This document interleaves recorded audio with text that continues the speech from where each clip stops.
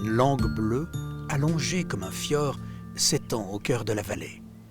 Tour à tour flagellée par les vents, enveloppée dans les brumes puis réveillée d'un éclat de soleil, la région oscille, balancier entre austérité et parfum de sérénité. Les sentiers, autrefois ouverts par les loups et les promeneurs égarés dans la forêt du Rizou, gardent les empreintes d'une musique originelle. Car ici, à la vallée de Joux, les arbres autant que les oiseaux diffusent leur mélodie.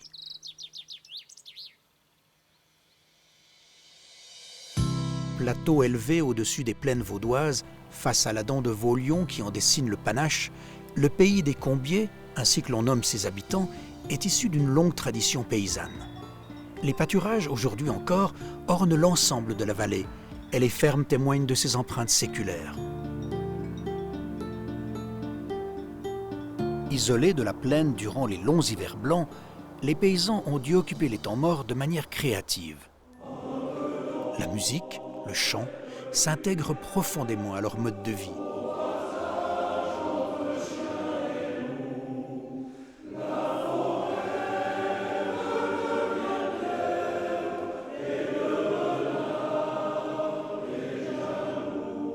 Leur chorale, devenue célèbre, compte aujourd'hui encore bon nombre de paysans. Paradoxalement, la pauvreté du sol et la rigueur du climat sont devenus des moteurs essentiels de l'essor économique qu'a connu peu à peu la vallée de Joux. Contraints de chercher des activités complémentaires à celles de la ferme, les Combiers ont développé depuis des siècles des compétences artisanales. Et c'est ainsi que sont apparus les paysans horlogers. Les cadrans et les aiguilles, ils les connaissaient de longue date, plaqués sur les clochers de leurs églises. Ces mécanismes lourds avaient été installés par des horlogers étrangers, français, allemands ou anglais.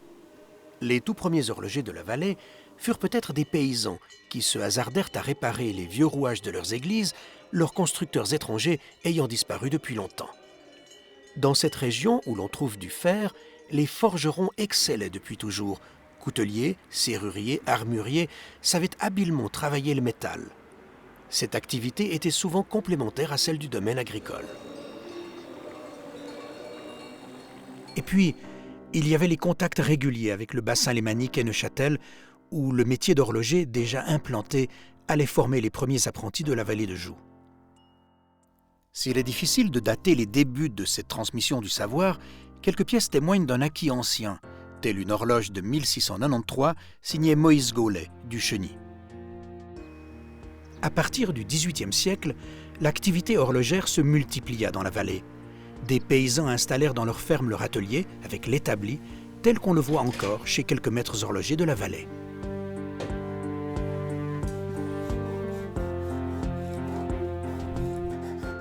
Philippe Dufour est de ceux qui poursuivent et développent un savoir traditionnel de la haute précision. Chez cet horloger artisan du Soya, formé à l'école technique de la vallée de Joux, on trouve des outils anciens qu'il manie avec virtuosité. L'ordinateur vient certes apporter une aide efficace à la rigueur des calculs, mais les bases restent celles héritées du passé. Un sens aigu de la minutie, une capacité de donner forme et beauté à des objets minuscules, mais aussi une inventivité, tels sont les atouts qui peu à peu ont élevé les Combiers à un artisanat d'excellence. Mais une autre corde s'est ajoutée à cet arc de manière indissociable, la musique. C'est dans la forêt du Rizou qu'elle puise l'une de ses origines lointaines. On y trouve des épicéas plus que centenaires dont le bois offre une résonance parfaite pour y tailler des instruments. Mais seuls quelques-uns parmi ces milliers d'arbres ont gardé durant leur croissance la qualité recherchée, et rares sont les magiciens de la forêt capables de les repérer. L'un d'eux, qui se faufile sous les feuillages comme un lutin des bois, est l'octogénaire Lorenzo Pellegrini, un cueilleur d'arbres. Les épicéas qu'il va peut-être choisir, il vient d'abord les embrasser. La tête collée au pied du tronc, il regarde si l'arbre a poussé bien droit et recèle le précieux bois d'harmonie.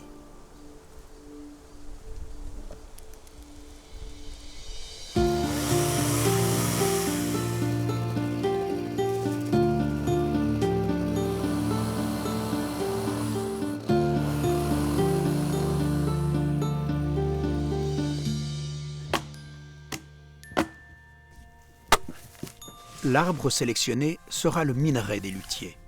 Au Brassus, Jean-Michel Capt en fait des guitares aux sonorités exceptionnelles.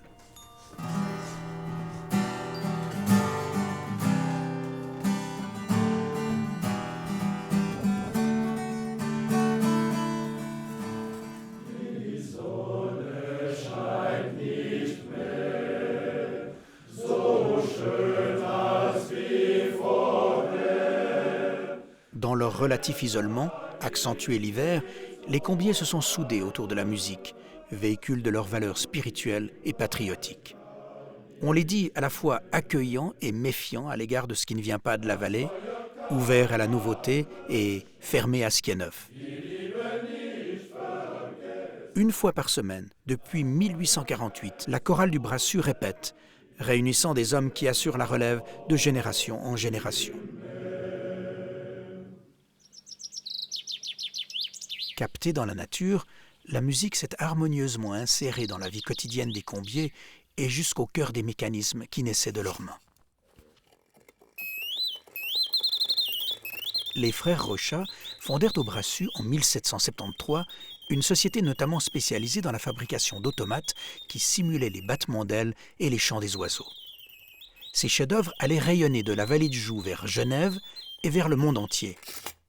Le miroir à oiseaux chantant, aujourd'hui pièce maîtresse du château des Monts au Locle, laisse imaginer l'émerveillement qu'il dut susciter à une époque où n'existait encore aucun enregistrement du son.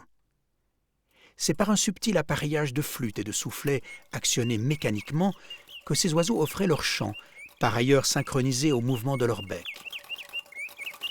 Les talentueux frères Rochat ne négligeaient aucun détail pour donner vie à leur création, posant des plumes authentiques sur le corps des petits automates. Et parfois, ils créaient la surprise. Au XIXe siècle, les horlogers de la vallée affinent leur savoir-faire, deviennent maîtres des grandes complications et sont la référence des répétitions minutes. En 1878, lors de l'exposition universelle de Paris, Ami Lecoultre-Piguet du Brassus présente une montre exceptionnelle appelée par la suite la Merveilleuse. Elle marquait les cinquièmes de seconde, était pourvue d'un quantième perpétuel prenant en compte les années bissextiles indiquant les phases de la Lune, et elle avait de multiples autres fonctions comme celle d'un réveil matin ou encore d'un thermomètre. La pièce est désormais rattachée à la collection du Musée international d'horlogerie de la Chaux-de-Fonds. Au Musée du Temps à Besançon, la montre la plus prestigieuse qui y est exposée est elle aussi originaire de la vallée du Joux où son mouvement fut exécuté, tandis que la décoration, elle, était réalisée en Franche-Comté. Elle témoigne d'une collaboration fructueuse entre le Jura vaudois et la France voisine, collaboration plus que jamais actuelle dans l'horlogerie contemporaine. Fabriquée en 1878, puis enrichie de nombreuses autres fonctions en 1900, la Leroy 01 devint dès lors la montre la plus compliquée du monde et le resta jusqu'en 1933 avec l'arrivée de la Grave de Patek Philippe, dont le mouvement a aussi été conçu à la vallée de Joux.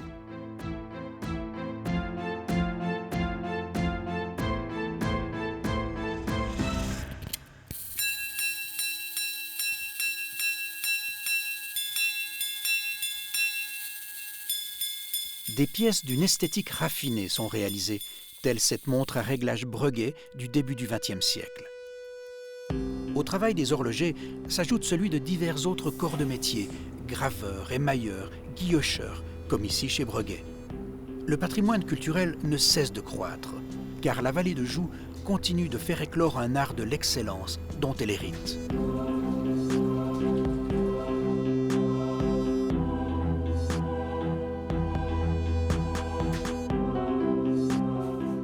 Audemars et Piguet, deux noms connus dans le monde horloger de la vallée, fusionnés dès 1875 sur les cimes des grandes complications.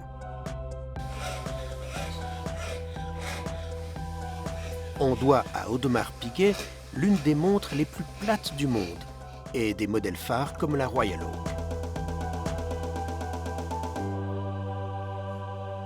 Autre démonstration du génie, les modèles sortis de la manufacture Gégère-Lecoultre.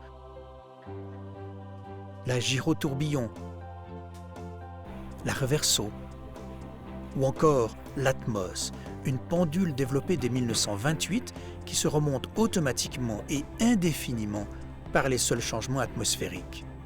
Gégère-Lecoultre la produit aujourd'hui encore, car l'invention, sans cesse améliorée, n'a pas pris une ride.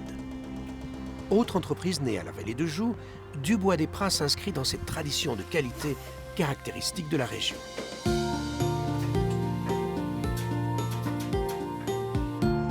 Patek Philippe, Vacheron Constantin, Blancpain, autant de marques ayant pris un port d'attache sur la terre des Combiers.